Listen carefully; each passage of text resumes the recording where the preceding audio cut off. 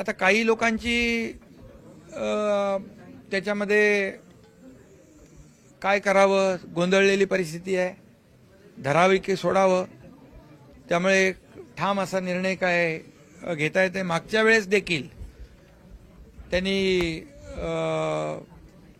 Walkout केलं होतं आणि काय म्हणतो त्याला आपण, सोयीचं धोरण जे आहे, सोयीची भूमिका घेतली होती आणि त्यामुळे आम्ही जी भूमिका घेतो ती ठामपणे घेतो, जाहीरपणे घेतो, ती आम्ही भूमिका घेतली आहे. त्यामुळे एकतरी जेव्हा हिंदूंची मतं पाहिजे तेव्हा ते केलं हिंदुत्व, जेव्हा विशिष्ट लोकांची मतं पाहिजे तेव्हा त्यांचं तुष्टीकरण केलं. त्यामुळे मतांचं जे काही लाचारीचं धोरण आहे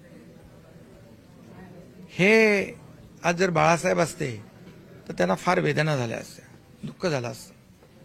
आणि म्हणून आम्ही बाळासाहेबांचे विचार घेऊन पुढे चाललोय आणि जे आम्ही करतो, जी आमची भूमिका आहे ती भूमिका स्पष्टपणे आम्ही घेतो, ज्याच्यामध्ये देशाचं हित, जनतेचं हित, समाजाचं हित असतं. त्यांचं आता प्रश्नचिन्ह काय आहे, सगळ्याच बाबींवर प्रश्नचिन्ह आहे. त्यांनी एक प्रकारचं दोन्ही समाजाच्या पाठीत खंजीर खुपसण्याचंच काम केलंय, स्वार्थ साधण्याचंच काम केलेलं आहे. त्यांच्यावर मला वाटतं